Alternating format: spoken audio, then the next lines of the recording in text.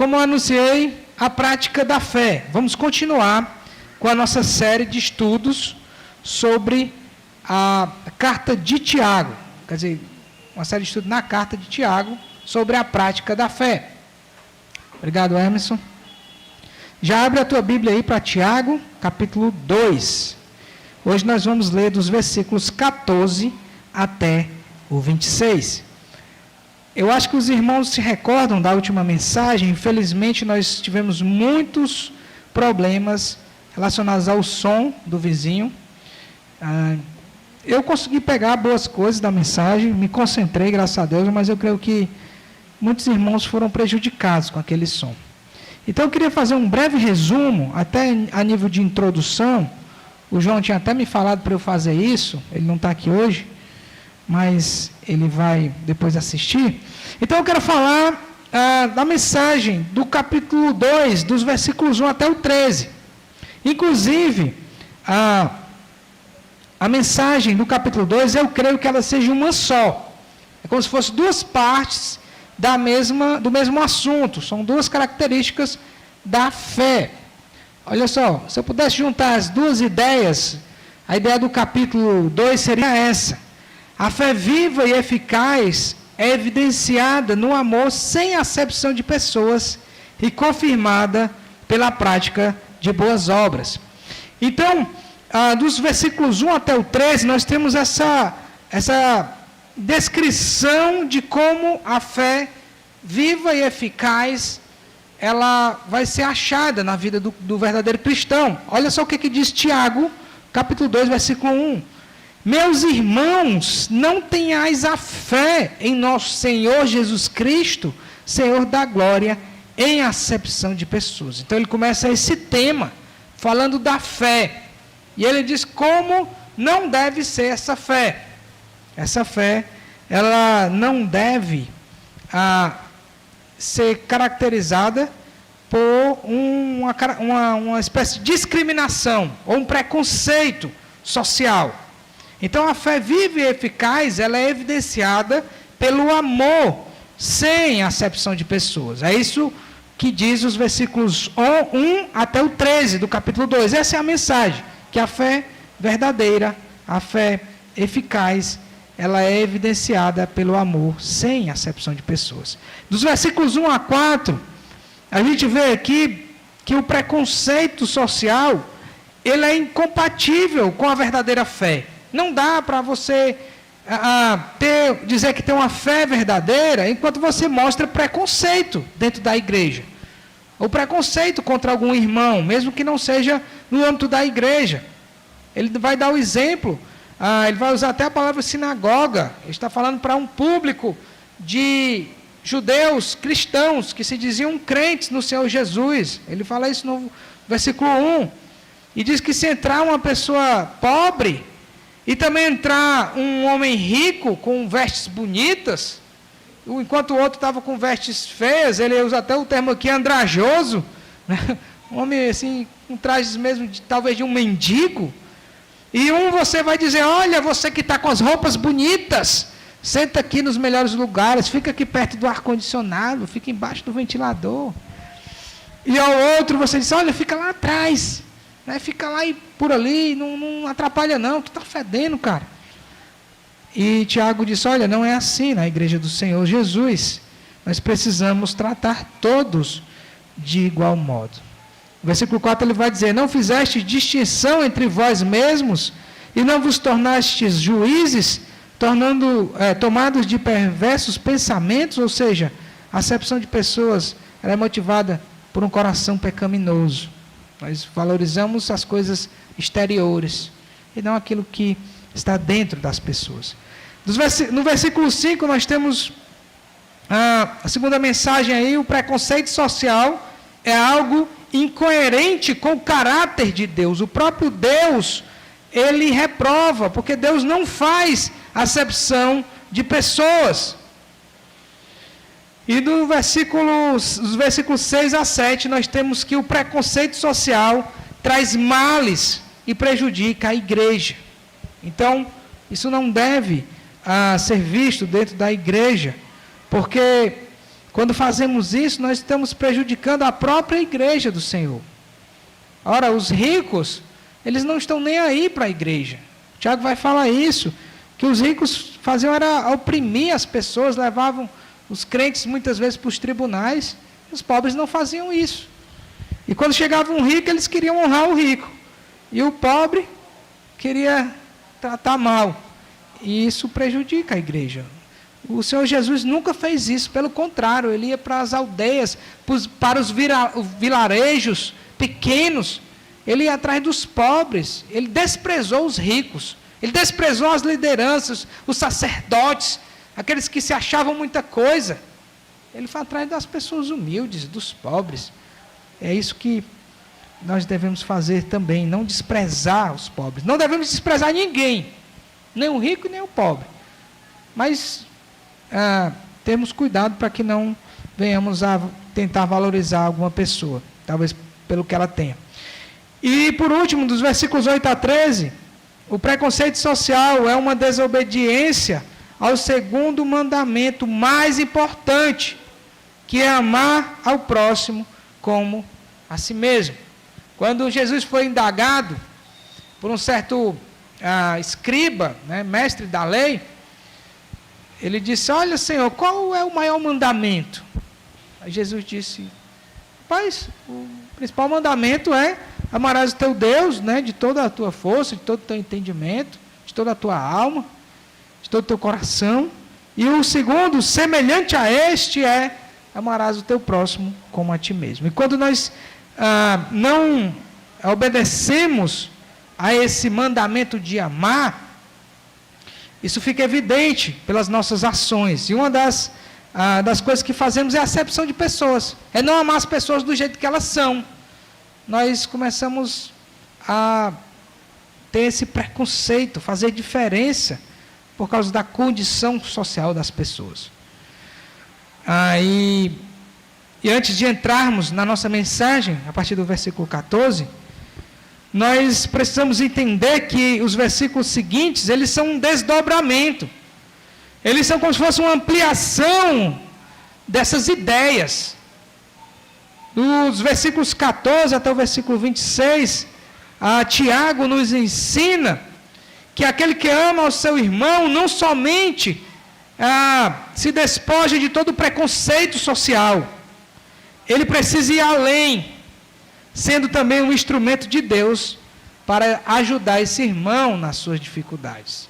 Então o amor, ele vai ser evidenciado pela maneira como nos relacionamos, sem acepção de pessoas, e ele nos incentiva, ele nos instiga a ir mais além. Não somente nós vamos deixar essas coisas de preconceito, mas vamos também nos tornar instrumentos para ajudarmos nossos irmãos. Portanto, o contexto aqui de boas obras, que a gente vai falar muito, está ali, e deve ser entendido como essa questão da caridade. Boas obras está ligada à caridade, a fazer o bem às pessoas, certo? É claro que o conceito é mais amplo, até o próprio Tiago amplia esse conceito, mas precisamos ter isso em mente para que venhamos a entender bem o que Tiago quer passar. Então vamos ler os versículos 14 até o versículo 26 e vamos tirar pelo menos 3 lições dessa passagem. Diz assim a palavra do Senhor: meus amados irmãos, qual é o proveito se alguém disser que tem fé, mas não tiver obras? Pode acaso semelhante fé salvá-lo? E se um irmão ou uma irmã estiverem carecidos de roupa e necessitados do alimento cotidiano, e qualquer dentre vós lhe disser: ide em paz, aquecei-vos e fartai-vos, sem contudo lhes dar o necessário para o corpo, qual é o proveito disso? Assim também a fé, se não tiver obras, por si só está morta. Mas alguém dirá: tu tens fé e eu tenho obras. Mostra-me essa tua fé sem as obras, e eu com as obras te mostrarei a minha fé. Crês tu que Deus é um só? Fazes bem, até os demônios creem e tremem. Queres, pois, ficar certo, ó homem insensato, de que a fé sem obras é inoperante? Não foi por obras que Abraão, nosso pai, foi justificado quando ofereceu sobre o altar o próprio filho Isaque? Vês como a fé operava juntamente com as suas obras. Com efeito, foi pelas obras que a fé se consumou. E se cumpriu a Escritura, o qual diz: ora, Abraão creu em Deus, e isto lhe foi imputado para a justiça. E foi chamado amigo de Deus. Verificais que uma pessoa é justificada não por obras, ou verificais que uma pessoa é justificada por obras, e não por fé somente. De igual modo, não foi também justificada por obras a meretriz Raabe, quando acolheu os emissários e os fez partir por outro caminho? Porque assim como o corpo sem espírito é morto, assim também a fé sem obras é morta. Vamos orar.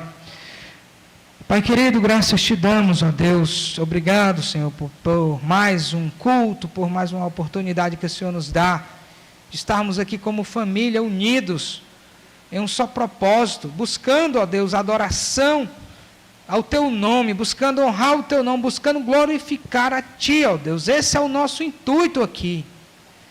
E fazemos isso através dos louvores, fazemos isso através da palavra de Deus quando ela é pregada. Porque é essa palavra que traz a mudança nos corações. E é isso que nós rogamos aqui hoje, ó Deus, que o Teu Santo Espírito nos ajude. Que no abrir da minha boca essa palavra seja pregada com fidelidade. E que através do poder do Teu Santo Espírito ela venha agir nos corações, trazendo a mudança necessária, trazendo a transformação das mentes. Porque essa palavra ela precisa transformar o nosso entendimento e assim, ó Deus, ser colocado em prática. E que isso possa ser visto aqui nessa noite. Assim te oramos e te pedimos em nome de Jesus. Amém. Amém, irmãos?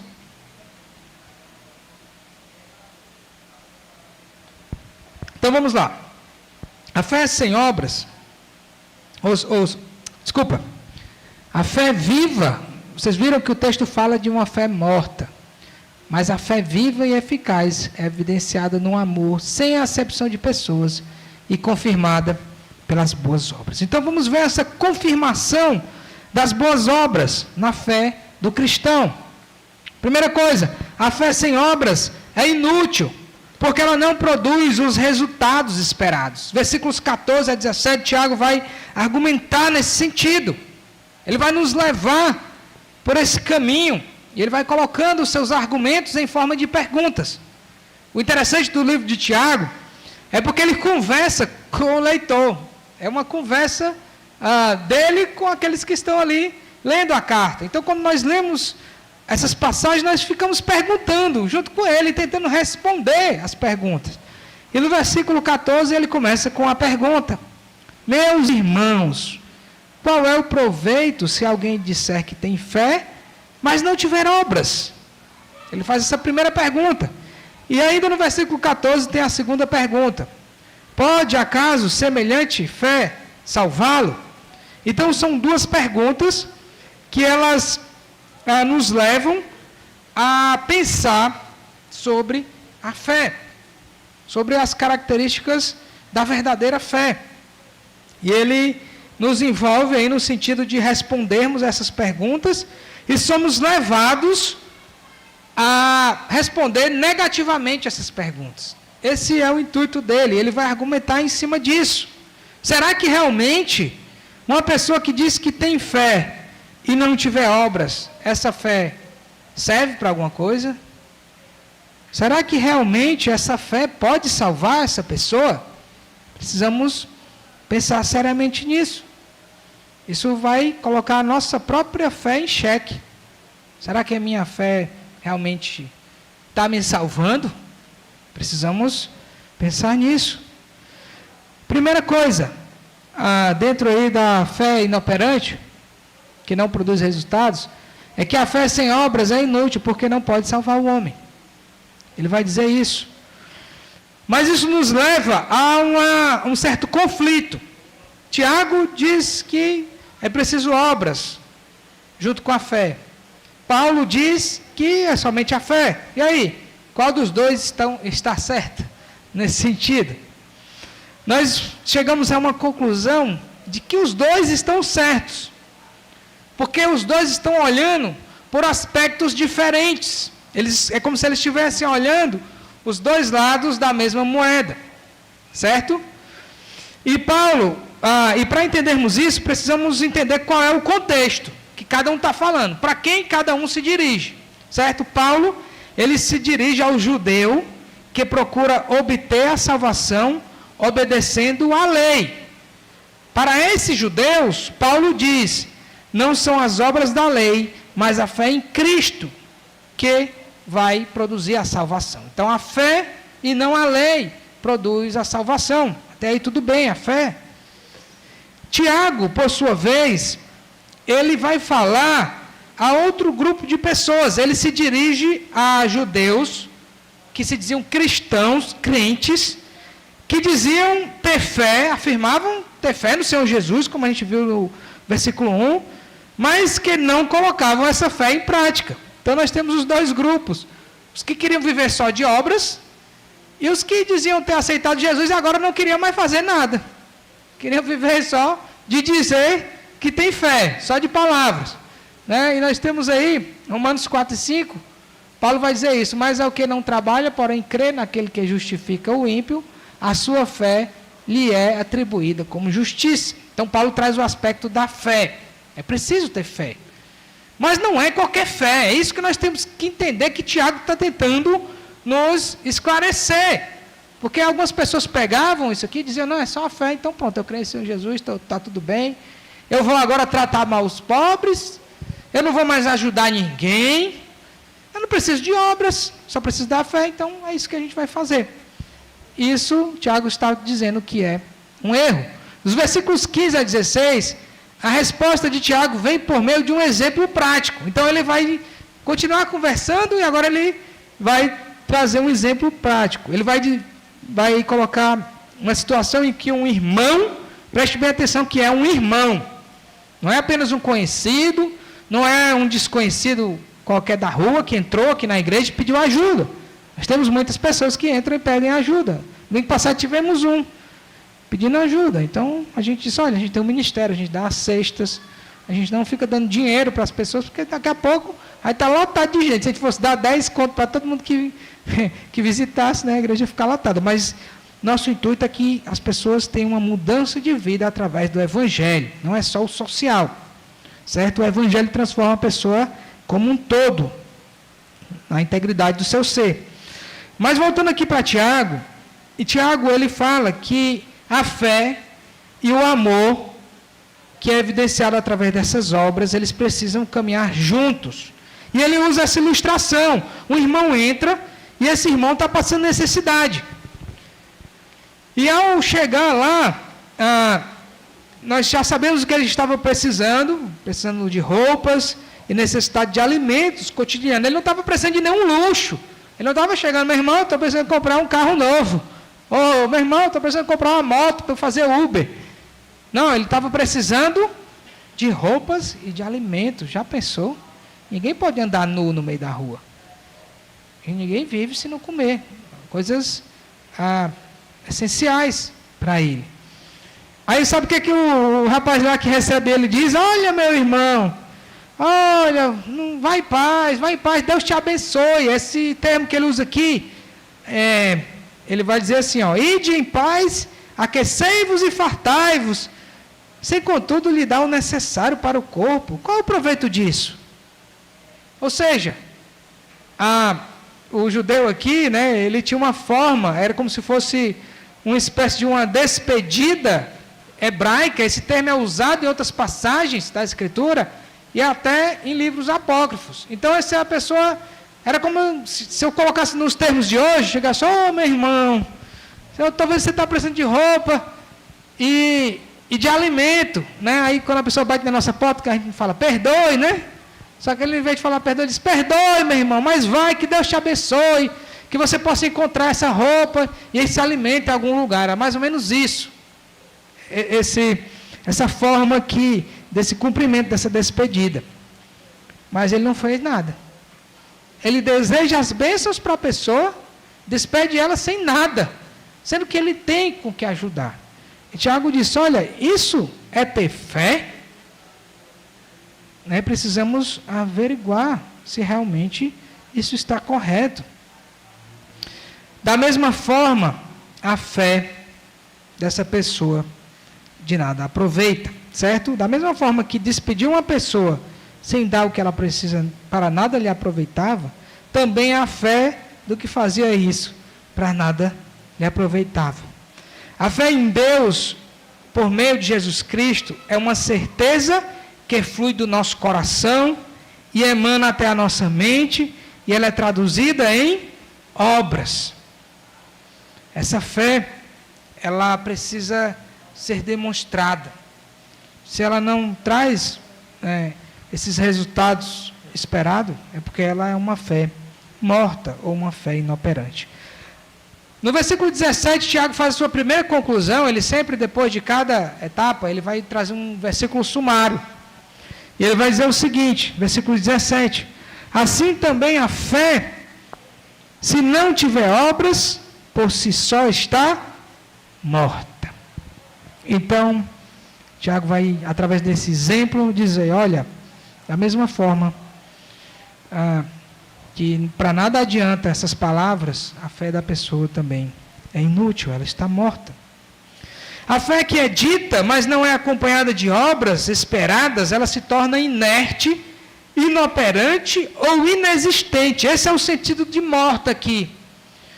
É que ela se torna inoperante. Ela não causa nada na vida da pessoa. Ela é inerte, ela não causa movimento. Ela não leva a pessoa para direção alguma. E em muitos casos, ela se torna até inexistente. Às vezes a pessoa nem tem a fé, porque essa fé é só de palavras. Jesus também ensina sobre a fé temporária. Em Mateus capítulo 13, ele falou sobre a parábola do semeador, e ele diz que uma dessas sementes que foi jogada pelo homem, quando eu preguei aqui essa passagem, eu até disse que o homem parece que tinha Parkinson, né?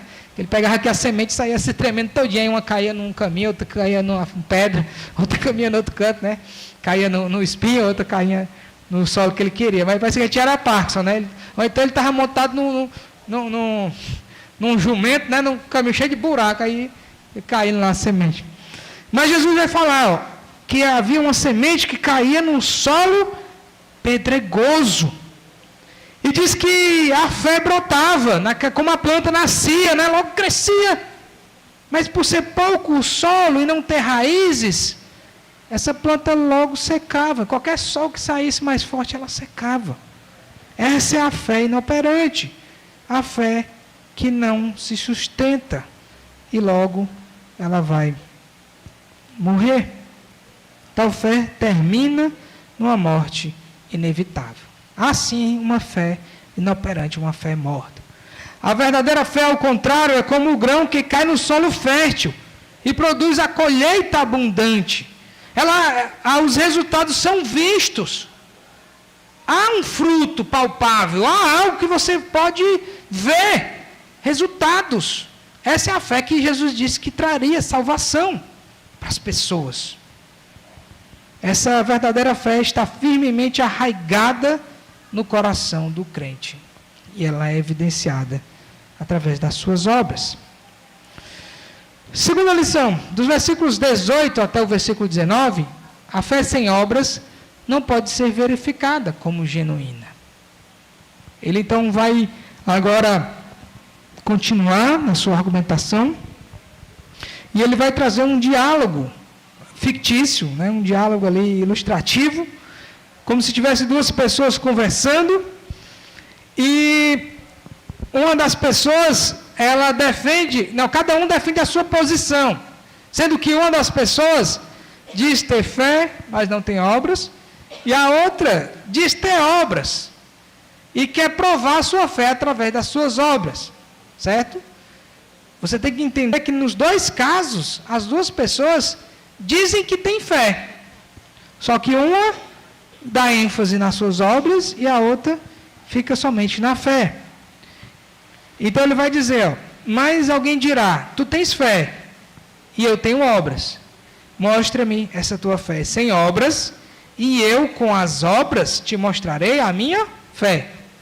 Então, fica claro que os dois dizem ter alguma fé, certo? Mas o cerne do diálogo aqui, eu entendo, né? A minha opinião é que Tiago está querendo nos levar a entender que qual desses dois tem mais credibilidade para atestar a veracidade da sua fé. Vocês estão entendendo? Ele cria esse diálogo e eu acho que Tiago está dizendo assim, olha, eu vou jogar umas situações para vocês. Uma situação, um exemplo, uma ilustração. Me digam aqui qual desses dois tem mais credibilidade para atestar que sua fé é verdadeira.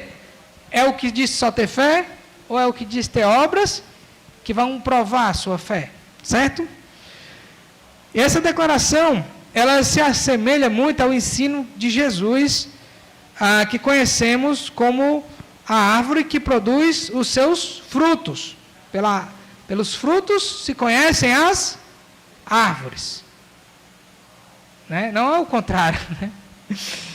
Mas toda árvore que não produz bom fruto, ela é cortada e é lançada ao fogo. Mateus 7,19 vai dizer isso.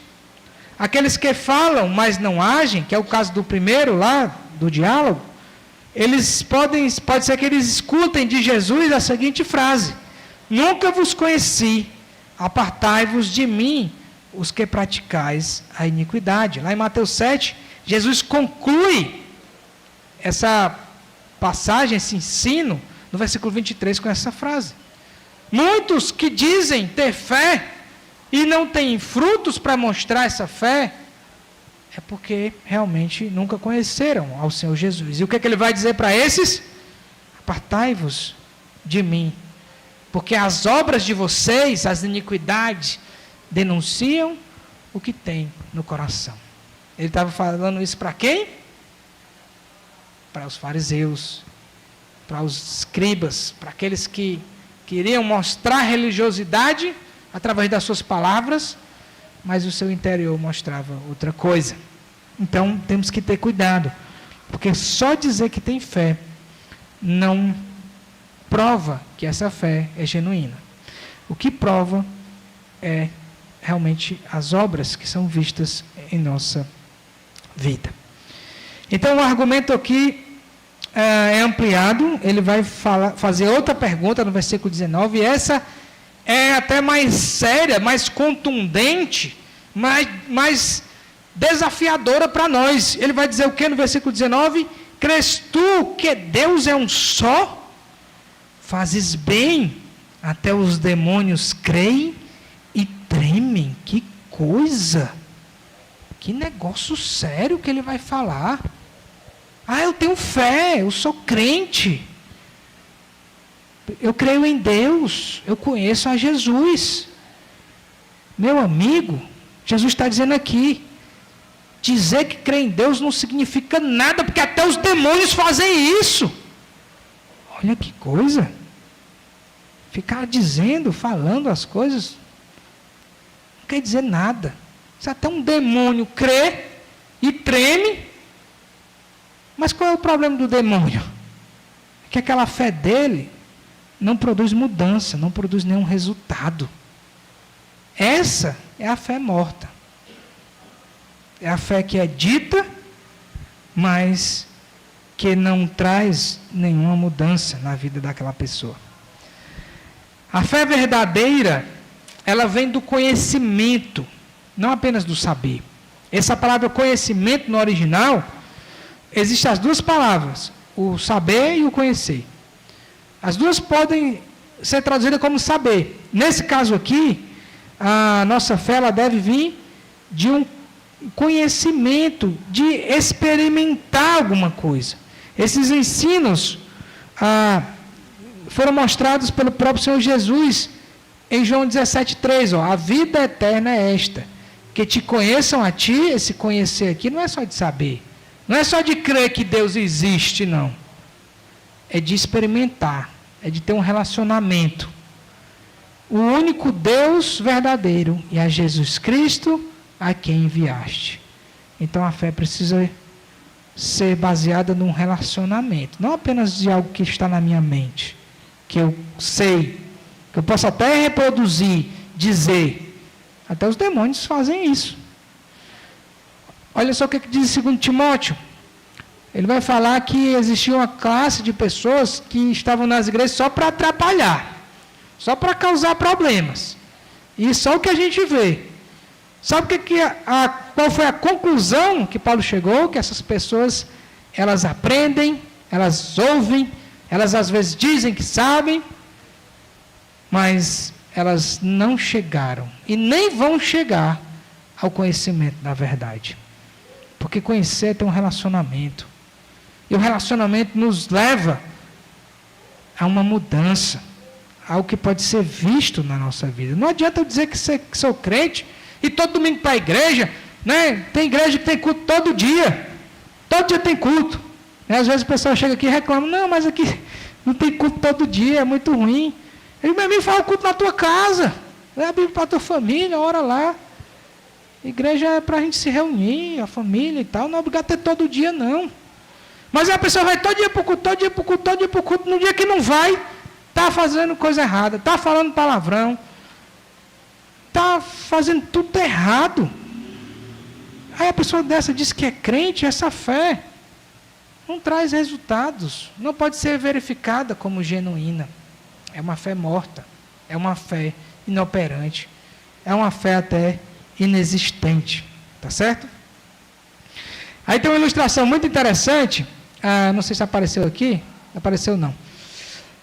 Assim como o motor produz movimento, um motor elétrico, um motor de puxar água, ele produz movimento porque ele é atravessado por uma corrente elétrica. Assim também é o cristão que produz boas obras porque é movido pela fé verdadeira. Qual é o intuito do motor elétrico? Ele produzir movimento, mas precisa da corrente elétrica. O cristão também precisa produzir alguma coisa. Ele produz boas obras, a vida dele é transformada. Só que para isso é preciso da fé. Entendeu a relação? O motor, ele fica parado se não tiver energia. É preciso daquilo que vai movê-lo. Assim o cristão, a fé vai movê-lo e ele vai produzir os resultados esperados. Ok?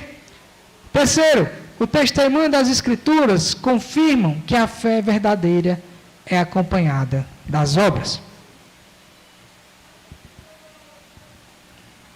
Depois de falar das duas primeiras lições, dois primeiros argumentos, ali para mostrar que a fé precisa ser confirmada através de obras, Tiago vai mostrar dois exemplos que a Bíblia traz. Ele vai dizer, ora, ele também começa com uma pergunta. Ele sempre começa com a pergunta e geralmente ele termina com o versículo sumário, só não na segunda sessão. Mas olha só o que ele vai dizer no versículo 20. Queres, pois, ficar certo, ó homem insensato, de que a fé sem obras é inoperante? Então ele vai fazer mais uma pergunta, para que possamos pensar. Ele vai dizer, olha, homem insensato, você que pensa que só em falar que você é crente, só em dizer que você tem fé, que você vai ser justificado por causa disso, você está sendo um insensato. Eu vou provar para você através do testemunho das Escrituras. E ele vai começar a mostrar isso. E o primeiro exemplo que ele vai trazer é o de Abraão. Ele vai se voltar para as Escrituras para fazer ali o arremate do que ele está falando, para ele concluir o seu pensamento. E ele vai usar Abraão, dos versículos 21 até o 24.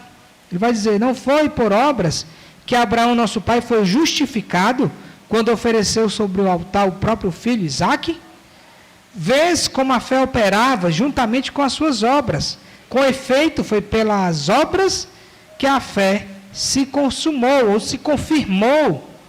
Entende aí o argumento dele? Vai caminhando e ele vai construindo algo bem interessante. E se cumpriu a Escritura, o qual diz, ora, Abraão creu em Deus, ou seja, ele teve a fé. E isso lhe foi imputado para a justiça. Foi chamado amigo de Deus. Então, na condição de judeu, escrevendo também a cristãos judeus, Tiago chama ali o Abraão de pai, nosso pai. Os judeus, eles consideravam Abraão o patriarca, né? O primeiro patriarca. O próprio Jesus disse, olha, vocês dizem que tem por pai Abraão, o pai de vocês é Satanás. Disse lá para os seus oponentes. Eles tinham esse costume de dizer que Abraão era pai deles. Ele vai usar o próprio exemplo do pai Abraão. Então Abraão, ele foi considerado justo aos olhos de Deus porque confiou a ponto de quase tirar a vida do próprio filho. E Deus dá esse testemunho de que ele foi justificado. Interessante que a fé de Abraão foi confirmada no versículo 22 por causa da sua obediência. E ele vai dizer que a fé e as obras trabalhavam juntas, cooperavam. Olha só, a fé, a vez como a fé operava juntamente com as suas obras. E com efeito, foi pelas obras que a fé se consumou, se confirmou. Tanto Tiago quanto Paulo, versículo 23, né, já passando por 23, citam esse versículo. Lá de Gênesis capítulo 22, versículos 2 e versículo 9.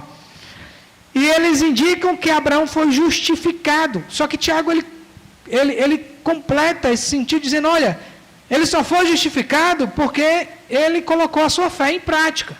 Ele estava disposto a fazer o que era necessário, o que Deus tinha pedido para ele fazer. Não foi só a fé de ele dizer, eu vou, Senhor, e ficar engromando, ficar empurrando com a barriga. Ele disse, eu vou, ele creu, e ele estava disposto a mostrar isso com as suas obras. Essa é a fé verdadeira, é a fé que traz os resultados. No versículo 24 ele conclui, ele traz mais uma conclusão, ele diz, verificais que uma pessoa é justificada por obras e não por fé somente. As duas precisam caminhar juntas, porque as obras testificam a fé da pessoa. O segundo exemplo que ele vai trazer é o exemplo de Raabe. E ele vai dizer que Raabe era meretriz. Pobre de Raabe, sempre que ela é citada, era meretriz, né? Mas ela não continuou como meretriz, né? Inclusive, Raabe está até na genealogia de Jesus Cristo. Olha que honra, olha que privilégio. Mas por que ela está lá? Porque ela também mostrou a sua fé prática. Ela confirmou através das suas obras. E o que mais surpreende no exemplo de Tiago é que ele pega o pai Abraão de um lado e do outro ele pega Raabe, a meretriz. Ele traz um contraste. Diz, não é só os grandes que fazem isso, os pequenos também fazem. Os desprezados também fazem. É necessário mostrar isso. Todas as pessoas precisam entender esse princípio. Há pelo menos aí 3 contrastes. Abraão era hebreu, chamado por Deus para ser pai da nação de Israel. Raabe, uma gentia, moradora de Jericó, morava num povo ímpio. A sua cidade estava destinada para ser destruída, destinada à destruição. Como homem, Abraão é o líder e representante do povo que tem uma aliança com Deus. Raabe é uma mulher conhecida nas Escrituras como a meretriz. Abraão, um grande nome, chamado para ser pai da aliança, e Raabe, uma simples mulher, até de reputação duvidosa. 3. Depois que Abraão foi chamado por Deus em Ur, na terra dos caldeus, ele provou a sua obediência a Deus durante pelo menos 3 décadas. O auge dessa obediência foi a sua disposição em sacrificar Isaque, como vimos. Raabe não teve nada disso, ela sabia dos planos de Deus só por meio de boatos. Ela disse, olha, a fama de Deus chegou aqui, eu acho que a gente vai ser destruído, Deus vai matar todo mundo, vocês estão aqui, vocês são enviados do Deus verdadeiro, eu vou proteger vocês. Ela ouviu falar apenas de boatos, Deus não falou com ela não foi chamada para nada, mas mesmo assim, ela decidiu depositar a sua fé e se identificar com aquele Deus. E o que testificou da sua fé foi o quê? Ele coloca aí, quando acolheu os emissários e os fez partir por outro caminho. A sua fé foi atestada através das suas obras. E o que a Bíblia faz com Raabe? Raabe está em Hebreus, capítulo 11, versículo 31. Olha que honra. Pela fé, Raabe, de novo, a meretriz, não foi destruída com os desobedientes, porque acolheu com paz aos espias. Hebreus 11, 31. Essa mulher coloca a sua fé no Deus de Israel e confessa abertamente para os dois espias, mas foram as suas obras que confirmaram a sua fé. Tiago então vai concluir no versículo 26, usando uma ilustração simples. Ele vai usar outra ilustração, a dele é melhor do que a do motor, porque é bíblica, né? Qual foi a ilustração que ele usou? Porque assim como o corpo sem espírito é morto, assim também a fé sem obras é morta. Você já viu algum morto andando por aí? Sem espírito? Já viu? Só aquele morto do filme, né? O morto-vivo. Né? Tem um filme brasileiro, né? Que o cara é papudinho, aí ele bebe cachaça que só e morre. Aí os amigos dele levam ele para a última noite, né? E fica levando ele para um lado e para o outro. O morto não serve para nada. Ele nem anda. Mas e Tiago vai comparar isso à fé. Assim também a fé que não tem obras, ela é morta. Ela não serve para nada. Ela não serve nem para salvar a pessoa. Essa é a conclusão que nós chegamos. A fé viva, ela sempre se expressa nas obras que são realizadas em obediência à palavra de Deus. Sempre. Tiago ilustra esse fato com eloquência a dar aos exemplos da vida de Abraão, da vida de Raabe e dessa ilustração final. Para ele, as obras formam uma unidade inseparável com a fé. Fé e obras formam essa unidade inseparável, a ponto de ser comparado corpo e alma do ser humano. Esses dois os dois foram feitos para andarem juntos e constituir um ser vivo. Então, há esse sentido, né, a importância dos dois estarem juntos. Conclusão. À luz desses ensinos, nós precisamos avaliar nossa fé. Precisamos olhar para nós mesmos e entender se a nossa fé é viva e eficaz ou se ela está moribunda. Você sabe o que é moribunda, né? É que está para morrer. Ou até mesmo se ela não está, é morta. Precisamos avaliar. Em minha vida, estou apresentando essas obras esperadas para um discípulo de Jesus? Precisamos lembrar que aqui em Tiago, o contexto indica que ele estava falando principalmente de obras de caridade, de cuidado com os irmãos, de amor, de demonstrar esse amor na prática. Lembra que ele começa falando de acepção de pessoas, e lá no final ele vai falar em amor. Pega aí o capítulo 2, versículo 8, o que ele vai dizer? Se vós, contudo, observais a lei régia, segundo a Escritura, o que diz essa lei? Amarás o teu próximo como a ti mesmo.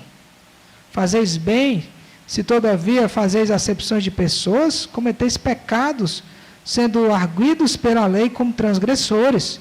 Ora, aqueles que diziam ser crentes, estavam transgredindo a lei, porque não estavam amando as pessoas. E ele continua falando da mesma coisa. Como é que nós vamos dizer que temos fé, se nós nem conseguimos ajudar um irmão necessitado? Por isso que ele usa a ilustração daquela pessoa necessitada. Meus irmãos, se a gente fizer um link lá com 1 João 4:20, João vai dizer que aquela pessoa que não ama seu irmão a quem vê, ela não pode amar a Deus a quem não vê.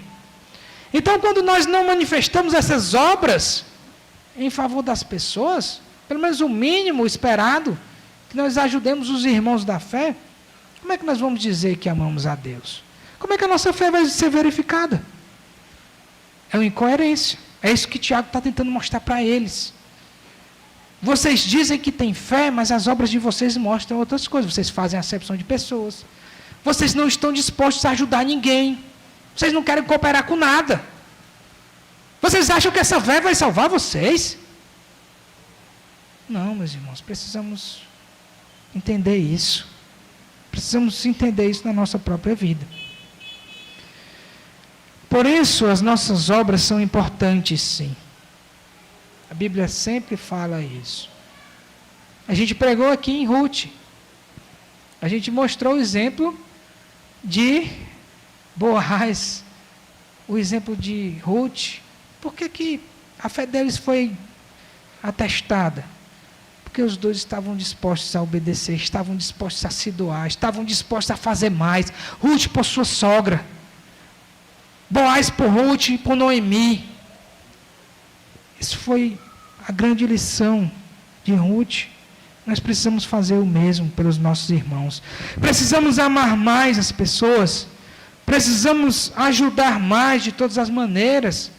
Financeiramente, sim, como o Tiago coloca.